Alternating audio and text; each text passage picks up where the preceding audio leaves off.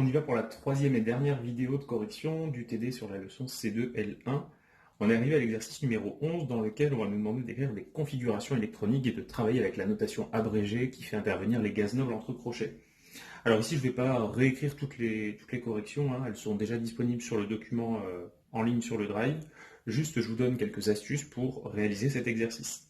Dans la question numéro 1, on nous demande d'écrire des configurations électroniques de différents éléments. Alors à partir du nom de l'élément, vous devez être capable d'aller dans la classification, de trouver l'élément et de récupérer du coup le numéro atomique nécessaire pour écrire la configuration électronique.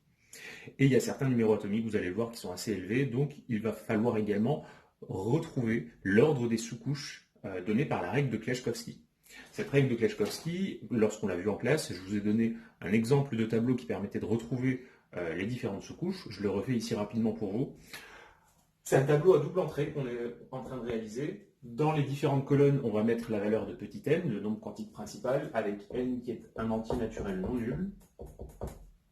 Et dans les différentes lignes, on va mettre la valeur du nombre quantique secondaire. Nombre quantique secondaire qui est un entier pouvant être égal à 0 et strictement plus petit que petit n. À partir de là, eh bien, on complète les différentes lignes et les différentes colonnes.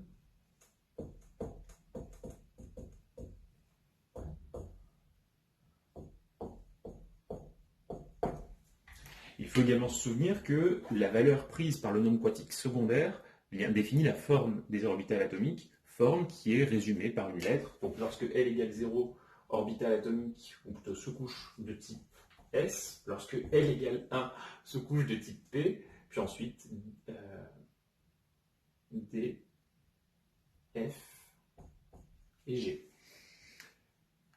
Étant donné qu'on a une relation d'ordre particulière entre les nombres quantiques L et N, certaines cases du tableau vont être interdites, c'est celles dans lesquelles je vais mettre une croix rouge. Là ici, si petit n vaut 1, L ne peut pas être plus égal ou plus grand, donc toutes ces cases-là vont être interdites, et en utilisant cette règle-là, on a ici plusieurs cases dans lesquelles on ne va rien pouvoir placer. Dans les autres cases, qu'est-ce qu'on va écrire? Eh bien, les symboles correspondant aux sous-couches. Par exemple, dans la première ici, eh bien, on est sur la couche électronique numéro 1, la sous-couche est de type S, donc ce sera la sous-couche 1S, etc. Sur toute la ligne, on aura toutes les sous-couches de type S, donc 2S, 3S, etc. Pour la ligne du dessous, on est avec les sous-couches de type P. La première, elle arrive au niveau de la couche électronique numéro 2, donc 2P, 3P, et ainsi de suite. Vient ensuite les sous-couches de type D, puis F,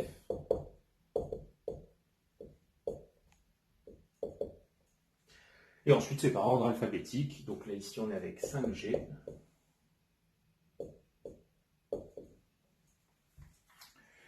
Une fois que tout cela a été dessiné, il faut parcourir le tableau par valeur de n plus L croissante, c'est la règle de Kleshkovsky, et donc pour ça on trace des flèches en oblique qui remontent vers la droite, et les différentes sous-couches qu'on va croiser, ce sera l'ordre dont on a besoin pour établir les configurations. Donc d'abord ici, là, avec la première flèche, on croise la sous-couche 1S, puis ensuite, j'ai un peu mal fait ma flèche, hop, on croise la 2S, on croise ensuite 2P et 3S, et ainsi de suite.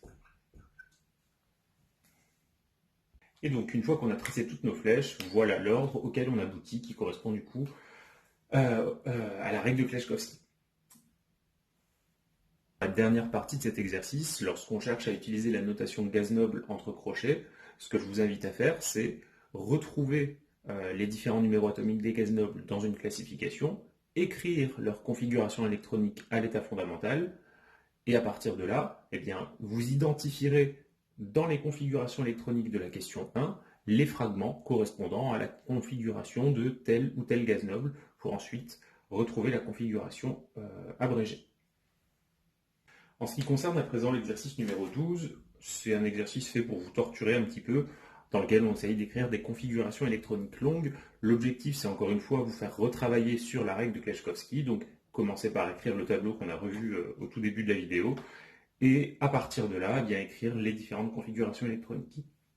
En ce qui concerne la deuxième partie de l'exercice, on nous demande de préciser la répartition des électrons dans les sous-couches non saturées.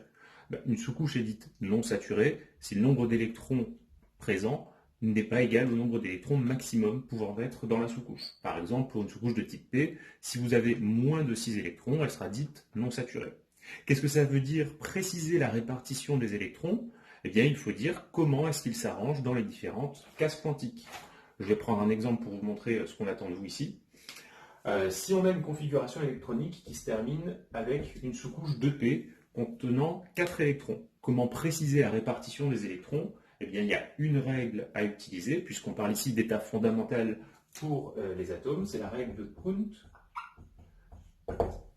Hund nous dit que les électrons, dans le cas où on doit les placer dans des orbitales atomiques dégénérées, vont occuper un maximum d'orbitales atomiques en prenant des valeurs de ms identiques, et si jamais il en reste encore, eh bien, dans ce cas-là, on appariera les électrons restants.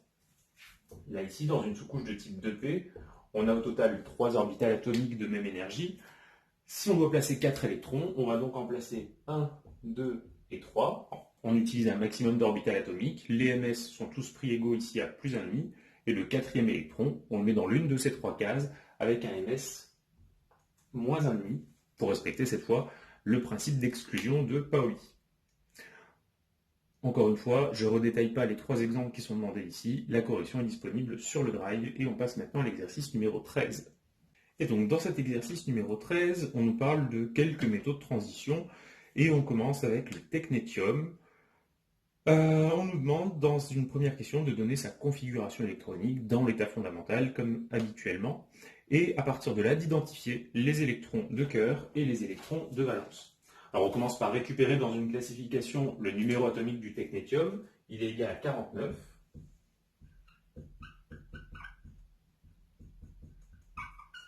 Et à partir de là, règle de Kleczkowski, ordre des sous-couches, puis on place les électrons. Là ici je vais donner directement la notation en abrégé. On a une configuration qui correspond à celle de l'atome de krypton, puis 4D5, 5S2.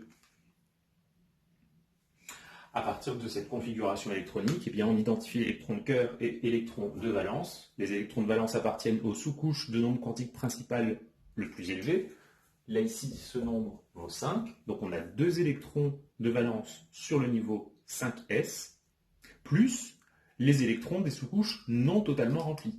En l'occurrence, ici, le niveau 4D contient 5 électrons. Il peut en accueillir jusqu'à 10. Il n'est donc pas totalement plein. Par conséquent, les électrons 4D sont également des électrons de valence. On en a au total 7 pour l'élément technétium. Les électrons de cœur correspondent par conséquent à la configuration électronique du krypton et on en aura ici 42.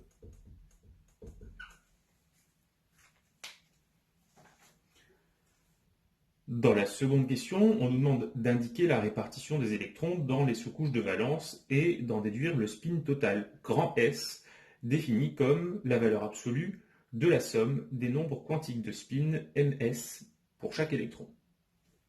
Alors là ici je vais représenter les choses sur un diagramme énergétique. Et on ne s'intéresse ici qu'aux électrons de valence. Donc je vais représenter les niveaux 4D et 5S. Et on se souvient que le niveau 5S est un peu plus haut que le niveau 4D.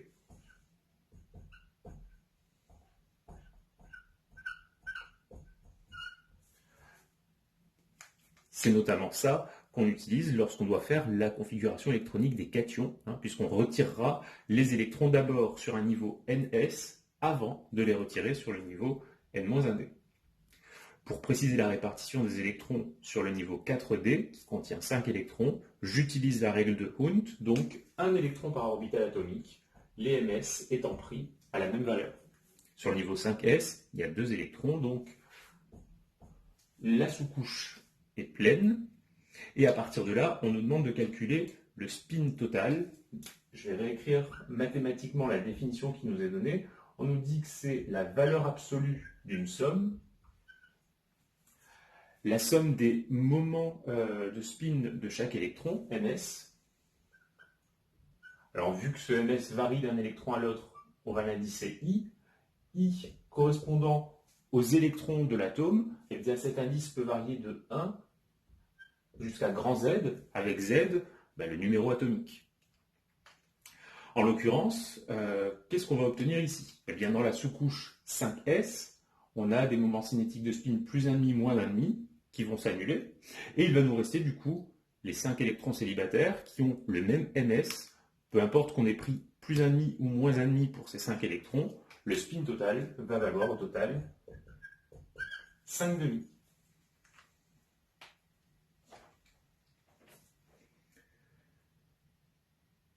On nous dit ensuite que lorsque le technétium est soumis à une excitation thermique, donc on change, on n'est plus à l'état fondamental, mais on va passer vers des états excités, et bien dans ce cas-là, les deux premiers états excités sont caractérisés par des spins totales grand S, 3,5 pour celui qui ne fait intervenir aucune nouvelle sous-couche, et l'autre, le second état excité, qui fait intervenir une sous-couche 5P, possède un spin total qui vaut 5,5.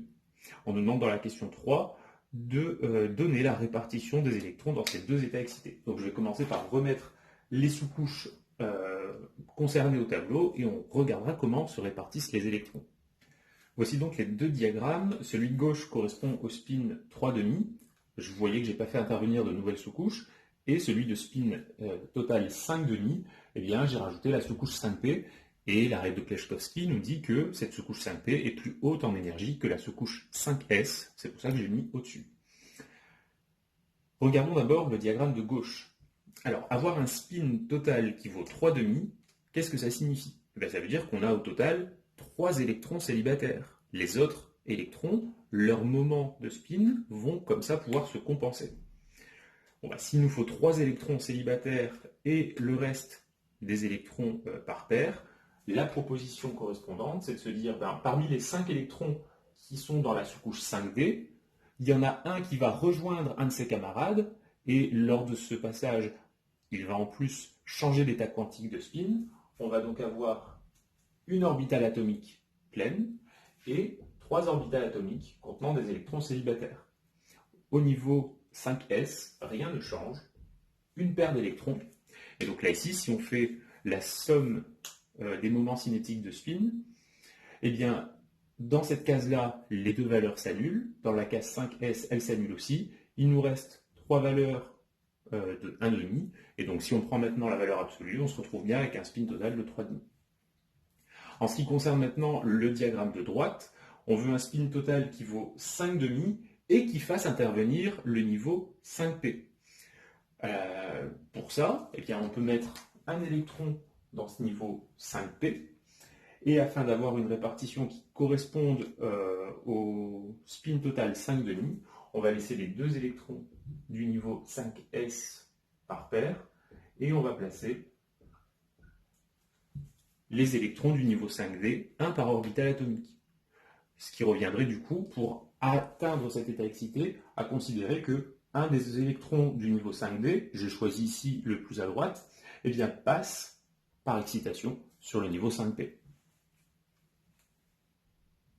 Pour la suite de l'exercice, on change un petit peu de métal et on nous parle maintenant du manganèse. On nous dit qu'il se trouve dans la case au-dessus de la case du technétium et à partir de là, on nous demande de donner sa configuration électronique.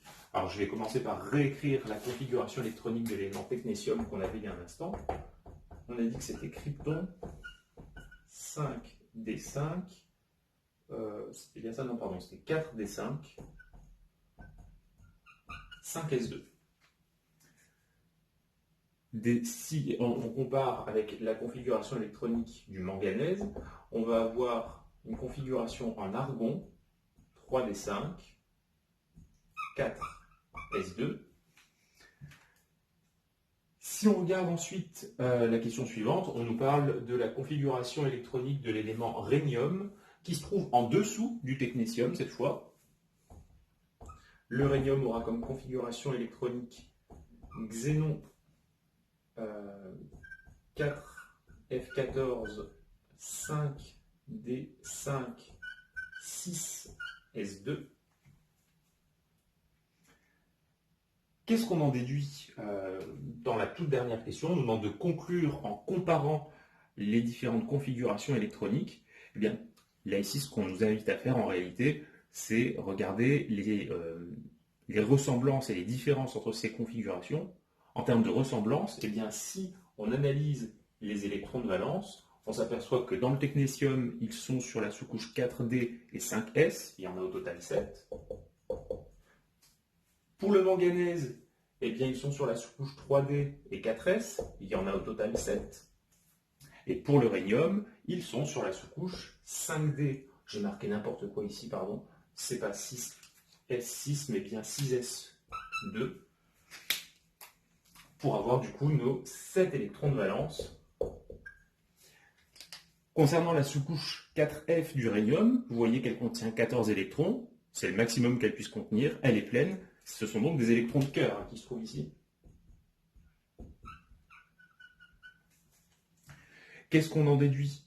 Eh bien que ces trois éléments, qui appartiennent à la même colonne, c'est l'énoncé qui nous le dit, ont le même nombre d'électrons de valence, mais également, on le voit, des configurations électroniques de valence analogues. La seule chose qui va changer de l'un à l'autre, eh bien, c'est les valeurs de nombre quantique principal. Je vous rappelle au passage que cette valeur de nombre quantique principal la plus élevée correspond au numéro de la ligne. Par conséquent, le rhénium est sur la ligne 6, le manganèse sur la ligne 4 et le technétium sur la ligne numéro 5. On aborde maintenant l'exercice numéro 14. C'est un exercice qui est un peu différent de ce qu'on vient de réaliser dans cette vidéo, puisqu'il ne va pas faire intervenir l'écriture de configuration électronique. C'est toujours de l'atomistique, mais vous allez voir que c'est beaucoup plus basé sur l'utilisation d'équations mathématiques. Alors on parle dans cet exercice de l'atome d'hydrogène, et plus précisément des séries d'émissions de l'atome d'hydrogène. Elles ont par habitude, en hommage aux scientifiques qui ont travaillé dessus, elles ont des noms spéciaux, et donc on les appellera successivement les séries de Lyman, Balmer, Paschen, etc. On nous rappelle gentiment dans le sujet que pour un atome d'hydrogène, la valeur de l'énergie du niveau électronique de la couche électronique petit n s'écrit E indice n égale moins 13,6 exprimé en électronvolts sur petit n au carré. Avec dans cette expression, petit n, le nombre quantique principal qui est un entier naturel non nul.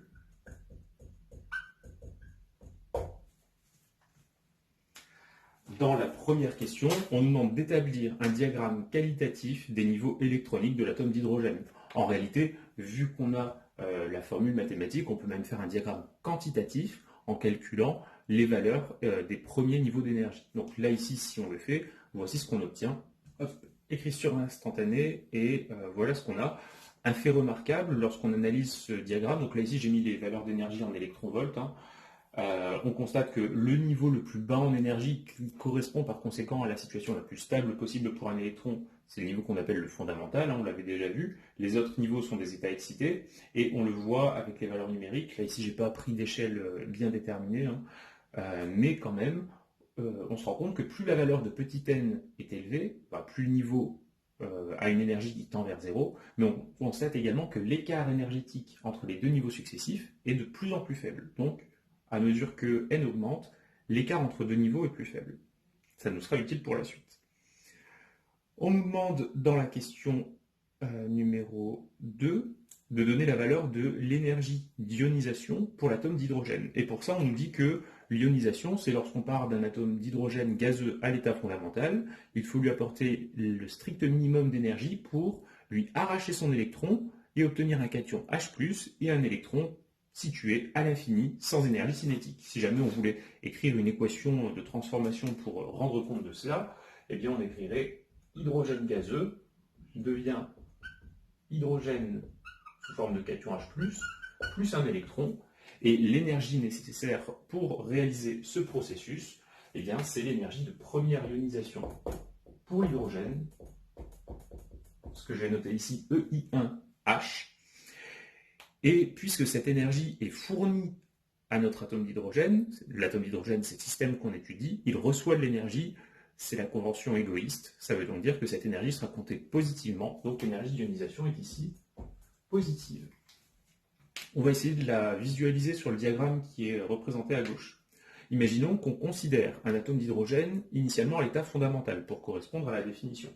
Ça veut donc dire que l'électron de cet atome d'hydrogène va être sur le niveau fondamental E1. Je l'ai représenté ici en rouge. À quoi correspond le processus d'ionisation? Eh bien, il faut amener cet électron à un état infini, dans un état isolé. L'état isolé pour un électron, ça correspond au palier 0 électronvolt. Ça veut donc dire qu'il va falloir apporter une énergie suffisante pour que l'électron passe du niveau E1 vers le niveau 0 électronvolt. Au passage, grâce à la formule, le niveau électronvolt, ça correspond à la valeur petit n qui tend vers l'infini. Petit n, c'est le volume des orbitales atomiques. Donc, ça veut dire qu'on l'emmène sur une orbitale atomique de volume infini. Donc, il part bien à une distance infinie.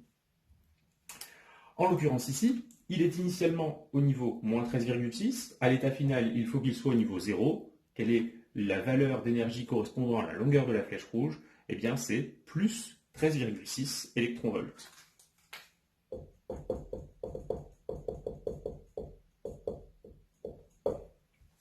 Et ensuite, on nous demande un petit jeu de conversion, puisqu'on veut avoir également cette énergie en joules, ainsi qu'en kilojoules par mol.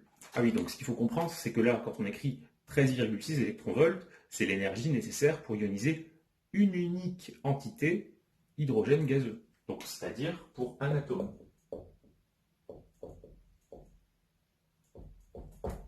Si jamais on souhaite exprimer cette énergie en joules, il faut utiliser le taux de conversion entre les électronvolts et les joules.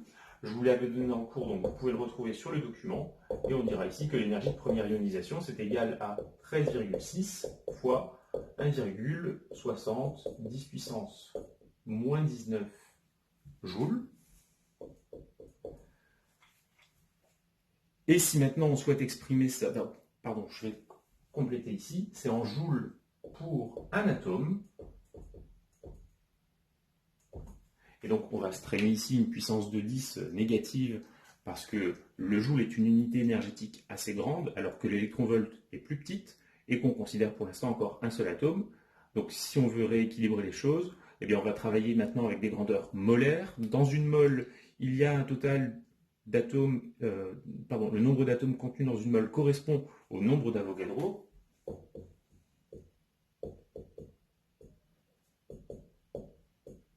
À savoir donc 6,02 fois 10 puissance moins, pardon, pas moins, mais plus 23 entités par mol. Alors, entité, ça peut être des atomes, des ions, ou ce que vous voulez. Ça veut donc dire que le nombre d'Avogadro s'exprime, entité, c'est pas une unité, il n'y a pas de dimension, donc ça s'exprimera en mol moins 1. Si maintenant je veux donc une grandeur énergétique en kilojoules mol moins 1, eh bien il va falloir que je multiplie la valeur qu'on a obtenue ici par le nombre d'Avogadro.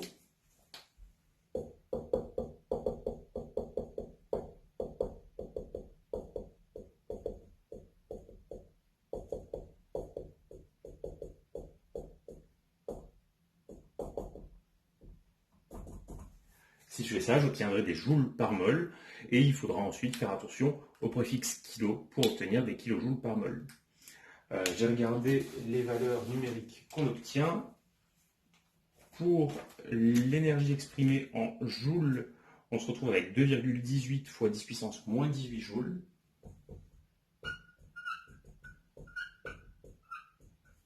Et lorsqu'on considère l'énergie molaire d'ionisation, on est à 131 kJ mol moins 1.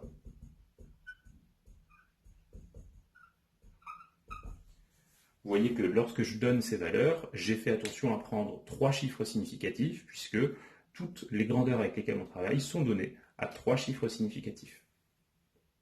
Alors, dans la suite de l'exercice, on va maintenant parler de l'émission atomique de l'atome d'hydrogène. On nous dit que à ce spectre, donc, il y a des raies dont on a donné les noms tout à l'heure, qui correspondent au passage d'un niveau petit n vers un niveau n' inférieur. Donc, ça veut dire que initialement l'électron se trouve sur un niveau petit n, et lorsqu'il va se désexciter, il va passer vers un état d'énergie inférieur avec le niveau d'arrivée qui s'écrit ici n'. On nous dit qu'à chaque valeur de n' s'associe un nom. Et on nous dit que pour la série de Lyman, n', l'état final du coup, correspond à la valeur de 1, donc c'est-à-dire l'état fondamental.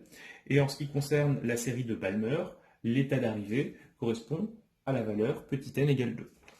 On nous demande alors, sur un axe graduant d'énergie, là ici je l'ai fait en 2 exemplaires pour qu'on distingue les 2 types d'émissions facilement, on nous demande de représenter les émissions de lumière. On commence avec Lyman, on sait que le niveau d'arrivée, c'est le niveau n égale 1, et donc d'où part l'électron? Bien, d'un des niveaux supérieurs. Les différentes éventualités sont toutes envisageables, et donc on va imaginer qu'il peut passer du niveau 2 vers le niveau 1, mais si initialement l'électron était sur le niveau 3, il peut aussi faire la transition du niveau 3 vers le niveau 1. Il peut aussi passer du 4 vers le 1. Et il peut aussi passer du 5 vers le 1. Je pense que là vous avez compris le jeu. On pourrait faire aussi du 6 vers le 1, du 7 vers le 1, etc. En ce qui concerne la série de Balmer, eh bien cette fois, on n'arrive pas sur le niveau 1, mais sur le niveau 2. La première transition possible, c'est donc la transition 3 vers 2. On va représenter comme ça, puis ensuite 4 vers 2, puis 5 vers 2, et ainsi de suite. Une fois qu'on a posé ceci, on nous demande dans la question suivante de calculer les longueurs d'onde maximales d'émission de chacune de ces séries. Et pour calculer ces longueurs d'onde, il faut se souvenir de la relation fondamentale concernant l'interaction entre matière et énergie, à savoir, je vais la réécrire ici au milieu, que l'énergie transportée par les photons ou les ondes électromagnétiques correspond exactement à l'écart énergétique entre les 2 niveaux engagés. Je vais prendre un exemple, on se base sur la série de Lyman. Si je cherche l'énergie du photon correspondant à la désexcitation du niveau 2 vers le niveau 1, eh bien je prendrai l'écart énergétique entre les niveaux 1 et 2. Et cet écart énergétique est connu, puisque dans la question 1, je vous l'ai montré, on peut calculer les différentes valeurs. À partir de cette expression, on peut également utiliser la relation de Planck en disant que l'énergie des ondes électromagnétiques, l'énergie des photons c'est la même chose, correspond aussi à H fois nu, avec nu la fréquence de l'onde électromagnétique, qui est aussi égale à H fois C sur lambda, avec H la constante de Planck, C la vitesse de la lumière dans le vide, et lambda la longueur d'onde correspondant à l'émission. Si je reprends l'exemple de tout à l'heure, ce serait la longueur d'onde correspondant à la désexcitation du niveau 2 vers le niveau 1. Donc là, ici, à partir de la relation fondamentale de l'interaction entre matière et rayonnement, nous, ce qu'on veut, c'est obtenir la valeur de la longueur d'onde. Donc on va l'isoler dans la relation qu'on vient d'écrire, en disant que du coup, lambda est égal à H fois C sur la valeur absolue de l'écart énergétique entre les 2 niveaux engagés pour l'émission. Et dans cette question, on cherche la valeur maximale de la longueur d'onde. Étant donné qu'au numérateur, on a 2 constantes, on sait que la longueur d'onde sera maximum à la seule et unique condition que l'écart énergétique entre 2 niveaux soit le plus petit possible. Et pour que l'écart soit le plus petit possible, en reprenant les notations du sujet, en appelant petit n le niveau initial de l'électron,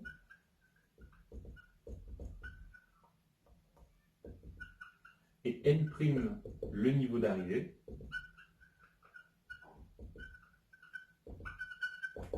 alors moi j'ai effacé les diagrammes correspondant aux séries de Balmer et de Lyman, mais vous les avez encore devant les yeux, et vous devez constater que ces transitions correspondent au passage du niveau initial n' plus 1 vers le niveau n'.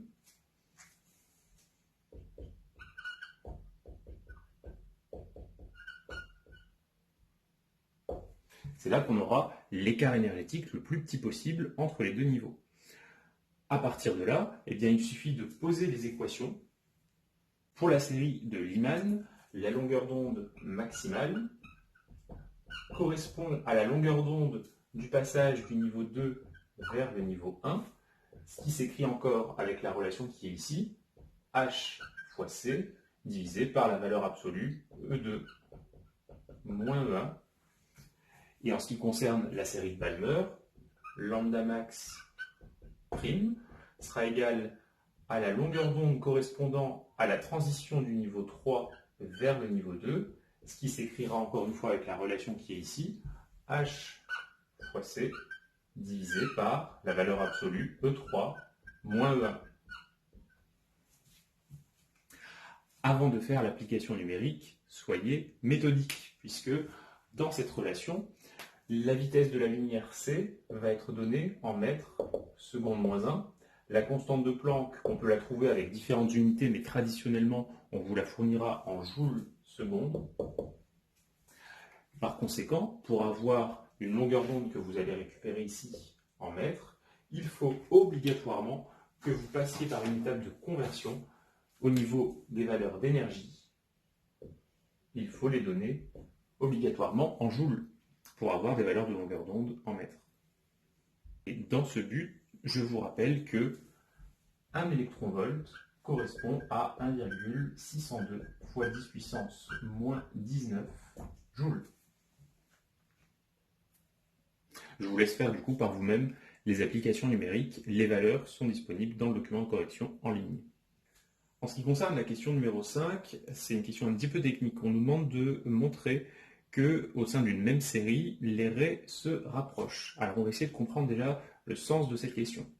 Lorsqu'on regarde le spectre d'émission de l'atome d'hydrogène, eh bien on va voir dans le domaine du visible, on pourrait représenter également des raies hors du domaine du visible, différentes raies monochromatiques qui correspondent aux photons émis.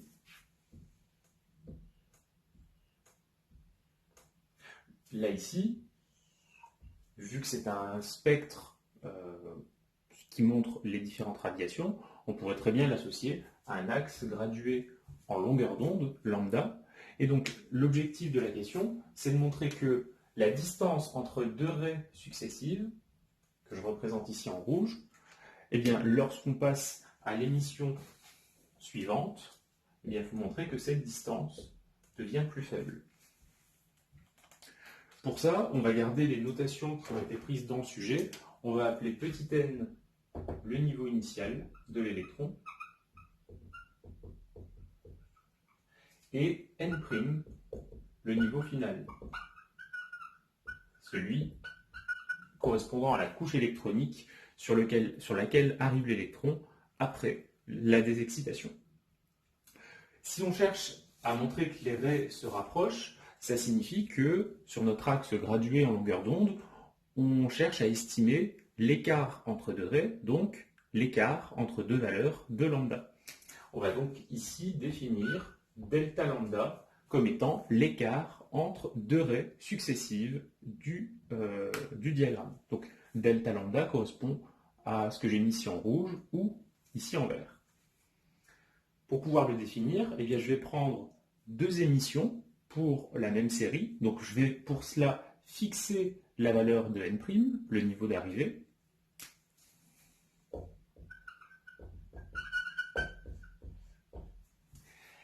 Et on va regarder ce qui se passe pour les émissions du niveau n vers le niveau n' et du niveau n plus 1 vers le niveau n', avec n et n plus 1 qui sont simplement des niveaux supérieurs à n'. À partir de là, l'écart en longueur d'onde entre ces deux désexcitations s'écrira lambda, la longueur d'onde correspondant au passage du niveau n vers le niveau n', moins la longueur d'onde pour le passage du niveau n plus 1 vers le niveau n'. Je dois bien faire une soustraction, vu qu'ici je cherche à estimer un écart. On a vu que ces longueurs d'onde pouvaient s'exprimer avec l'équation fondamentale de l'interaction rayonnement-matière, c'est ce que je vais écrire ici, en disant du coup que c'est égal à HC sur, on dit, la différence d'énergie entre les deux niveaux. Cette différence d'énergie, pour ne pas avoir peur de son signe, je vais en prendre la valeur absolue, et je vais faire donc niveau final moins niveau initial, c'est-à-dire ici niveau En', c'est notre état final, c'est écrit là, moins l'énergie du niveau En. On fait la même chose pour l'autre longueur d'onde, HC divisé par la valeur absolue du niveau final En' moins le niveau initial En plus 1.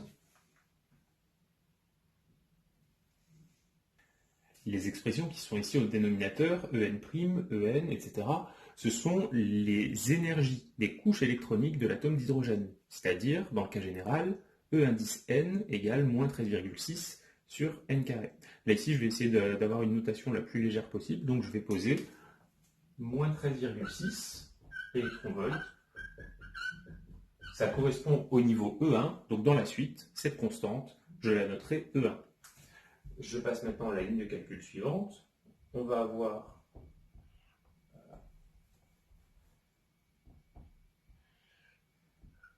HC divisé par l'expression de En', ce sera donc E1 sur N' carré moins E1 divisé par N carré en valeur absolue, auquel on retranche le second terme, moins H fois C divisé par E1 sur N' carré moins E1 sur N plus 1 au carré.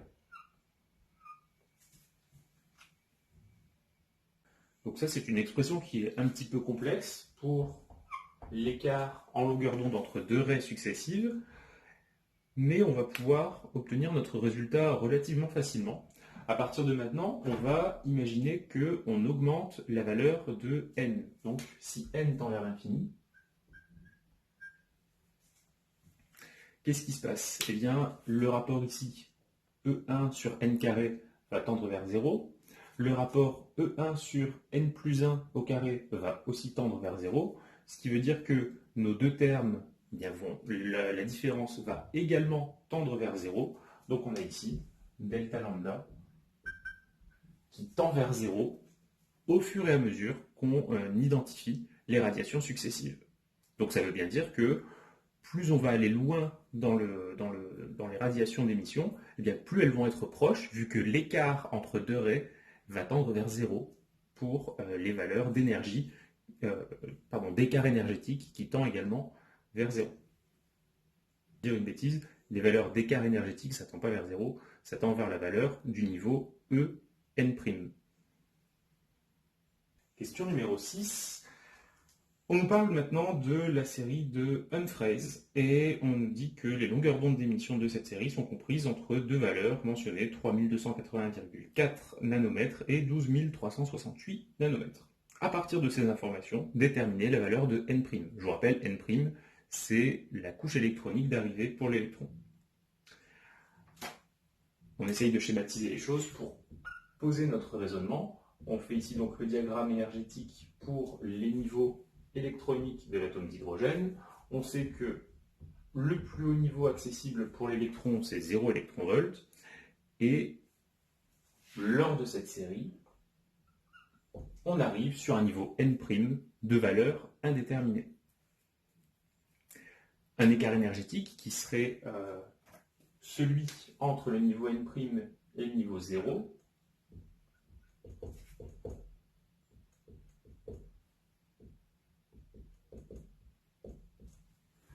Le niveau 0, ça correspond à une valeur de n, le nombre quantique principal qui est infini. Et bien cette fois-ci, on verrait que l'écart énergétique serait directement égal à En', soit moins 13,6 divisé par N' au carré. De plus, vous voyez que cette valeur En' correspond à l'écart énergétique entre deux niveaux. On peut donc également l'écrire H fois C sur lambda. La question qu'il faut alors résoudre, c'est est-ce que lambda en question, c'est la longueur d'onde maximale ou minimale? Et bien lorsqu'on a un écart énergétique le plus grand possible, la longueur d'onde c'est inversement proportionnel, donc ici, ça correspondra à la longueur d'onde minimale qui nous est fournie.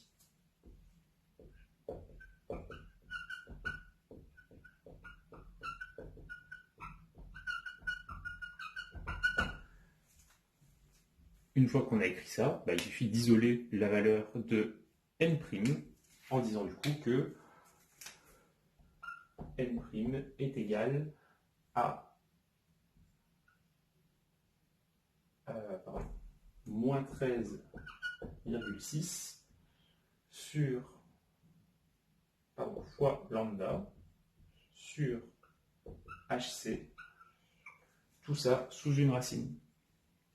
Et par application numérique, en prenant du coup lambda, la valeur minimale, c'est-à-dire 3281,4 nanomètres,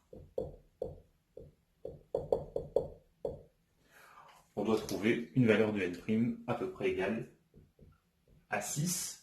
Et ce à peu près égal, du coup, vu qu'on sait que n est un nombre entier naturel, on peut dire que c'est strictement égal à 6. Et enfin, pour terminer cet exercice, deux questions qui sont un peu faites pour nous retourner le cerveau, je pense. On nous demande, question numéro 7.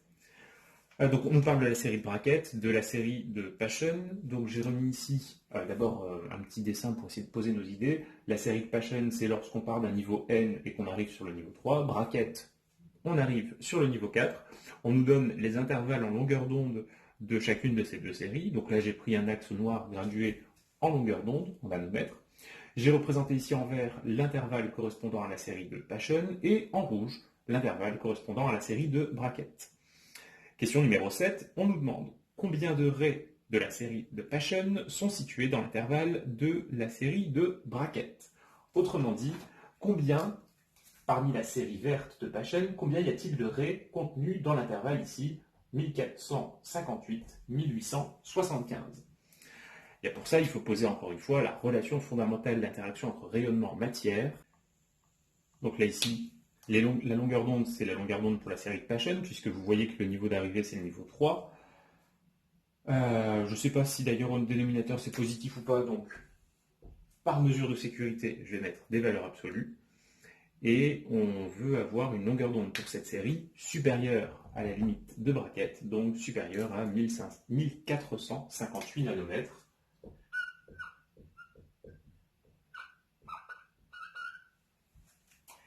Et donc une fois qu'on est ici, eh bien, on fait des applications numériques. On prend d'abord la valeur n égale 4, puis n égale 5, et on se rend compte que dès qu'on arrive à n égale 5, la valeur de la longueur d'onde dépasse cette valeur. Par conséquent, la seule valeur admissible, c'est n égale 4.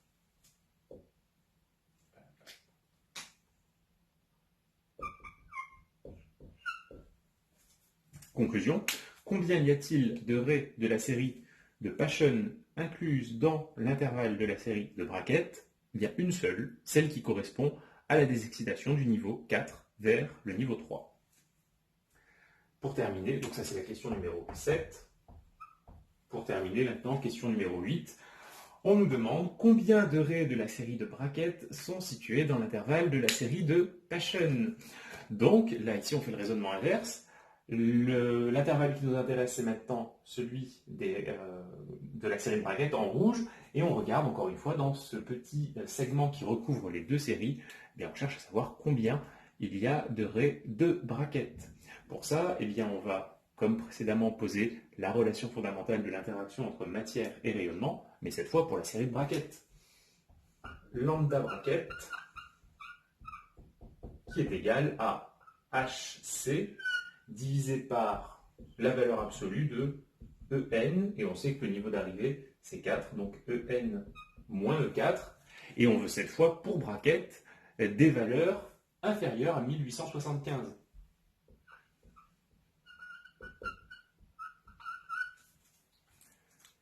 Rebelote, on fait nos différentes applications numériques, et après avoir souffert un petit peu, puisqu'il faut quand même aller jusqu'à la valeur petit n égale 9, on se rend compte que pour toutes les valeurs n supérieures ou égales à 9, eh bien, la longueur d'onde de bracket est inférieure à la valeur qui est donnée ici.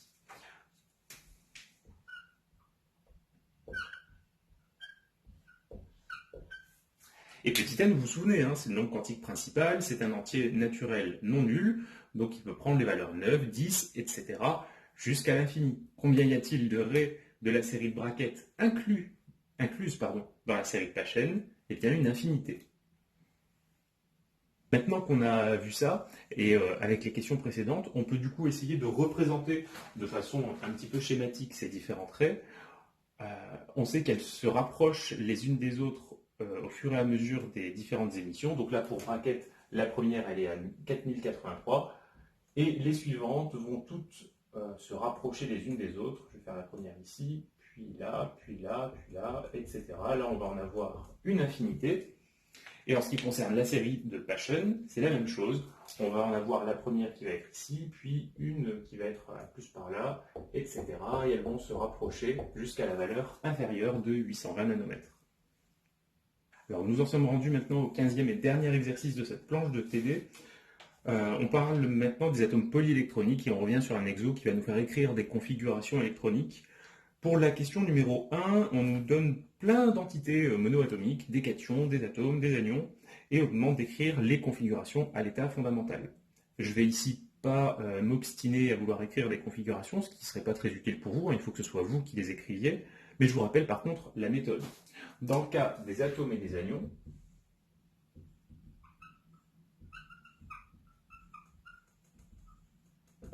pour avoir la bonne configuration électronique, eh bien, il faut appliquer les 4 règles que nous avons données en classe, à savoir le principe d'exclusion de Pauli, la règle de construction Ahaut-Bao, la règle empirique de Kleshkovsky,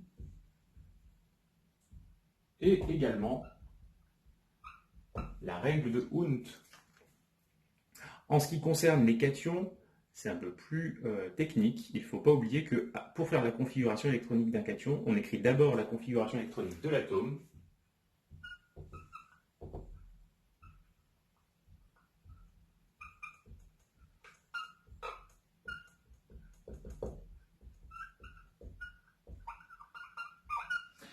Et à partir de la configuration électronique de l'atome, on va retirer des électrons, pas n'importe où. On commence par vider les sous-couches les plus hautes en énergie. En l'occurrence, donc, les sous-couches les plus hautes en énergie, il faut se souvenir que lorsqu'on a des niveaux S et D qui sont engagés, on doit toujours vider le niveau NS avant le niveau N-1D.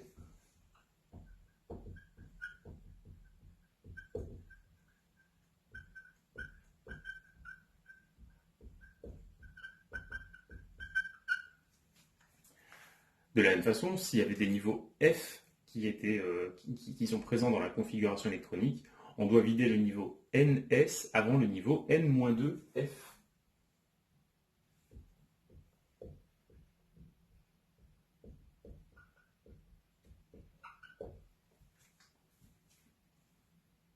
Prenons un exemple pour illustrer cette règle sur les cations avec l'élément fer. On commence par écrire la configuration électronique de l'atome. Configuration de cœur, celle de l'élément argon, et électron de valence, 4s2, j'ai mis ici 3d5, mais non, c'est 3d6. Pour avoir la configuration électronique du cation fer de plus, eh bien, si jamais on n'applique pas la règle, voici l'erreur classique, je vais ensuite la barrer en rouge pour que vous reteniez que c'est faux. L'erreur, c'est de se dire, j'ai des électrons à retirer, je vais regarder ce qui se passe à droite et en retirer 2 à droite. Ça, évidemment, ça ne marche pas. Si vous écrivez 4s2, 3d4, tout ça, c'est faux en raison de ce qui est écrit ici. On doit vider le niveau 4s avant le niveau 3d. La configuration électronique correcte pour l'ion Fe de plus, ce sera par conséquent 4s0, 3d6. Pour l'ion fer 3+, on continue de retirer des électrons, donc on peut raisonner à partir de la configuration de fer de plus. On en retire un supplémentaire, là le niveau 4s est déjà vide, on ne peut pas retirer des électrons là où il n'y en a pas.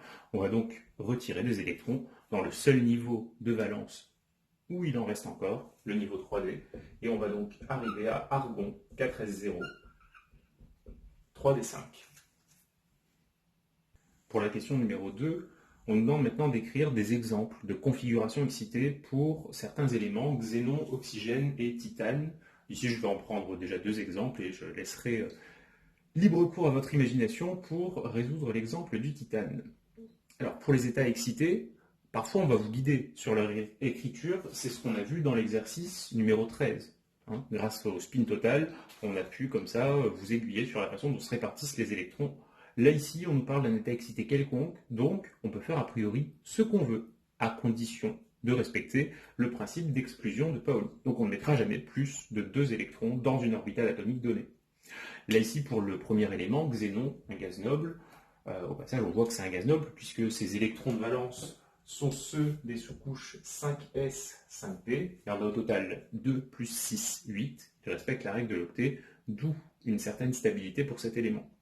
Si maintenant je veux du xénon dans un état excité, il suffit que je dérange un petit peu, que je mette du désordre dans ces électrons, et ça correspondra à un état excité. Alors aujourd'hui je suis un petit peu facétieux, donc je vais prendre un des deux électrons du niveau 1s, l'autre je ne vais pas y toucher, donc je vais garder 1s1. Tous les autres électrons, je les laisse tels qu'ils sont. Et puis cet électron du niveau 1s, je vais lui apporter de l'énergie pour qu'il aille peupler le niveau 6s. Évidemment, cette configuration électronique, avant de la croiser dans la nature, on peut se lever de bonne heure, mais du point de vue théorique, rien n'empêche de l'écrire. Deuxième exemple, pour l'atome d'oxygène, encore une fois, on nous demande un exemple de configuration excitée. Donc là, ici, pour l'atome d'oxygène excité au astérisque, je vais décider de laisser un électron par orbital atomique. Donc là, ici, je vais mettre un S1, 2S1, 2P3, 3S1, 3P, combien il m'en faut? 1, 2, 5, 6, donc il m'en faut encore 2, 3P2. Voilà, par exemple. Question numéro 3, on nous demande à présent quel est le numéro atomique de l'élément possédant 8 électrons sur la sous-couche D à l'état fondamental. Autrement dit, pour cet élément, la dernière sous-couche à accueillir des électrons, c'est la 3D, et elle en a accueilli 8. À partir de là, on peut déterminer la position de cet élément dans la classification périodique, ou alors, on peut simplement se dire, pour arriver à 3D8, j'ai dû au préalable saturer toutes les sous-couches électroniques, et donc j'ai dû remplir 1S, 2S, etc., pour arriver jusqu'à la fin 4S2, 3D8. Une fois qu'on a placé tous ces électrons, il suffit de compter les électrons présents sur chacune des sous-couches pour avoir le nombre total et pour avoir du coup l'élément concerné. En l'occurrence ici, l'élément ce sera l'élément nickel.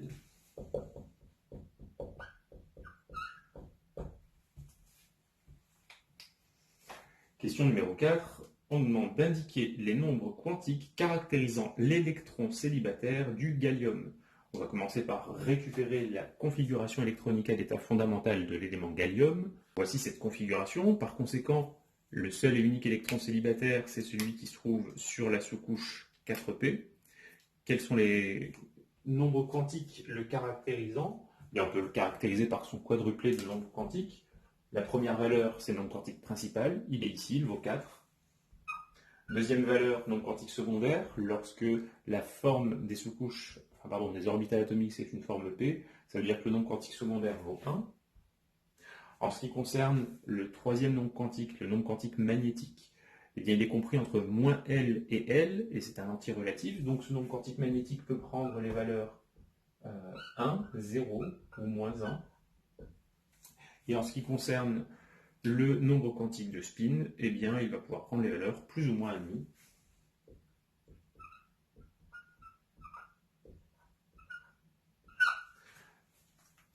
Donc on a comme ça plusieurs possibilités de réponse pour cette question. On termine avec la question numéro 5. Une question toute bête. On nous demande d'établir le diagramme énergétique du soufre, Z égale 16, dans son état fondamental. Donc, sur cet axe gradué en énergie, je vais commencer par mettre les différentes sous-couches. 1S, 2S, 2P, 3S, 3P. Et ensuite, on place les 16 électrons pour avoir la configuration électronique du soufre. On va le faire en respectant la règle de Hund. Donc, 1, 2, 3, 4, 5, 6, 7, 8, 9, 10, 11, 12, 13, 14, 15 et 16. Voici la représentation de la configuration électronique du soufre.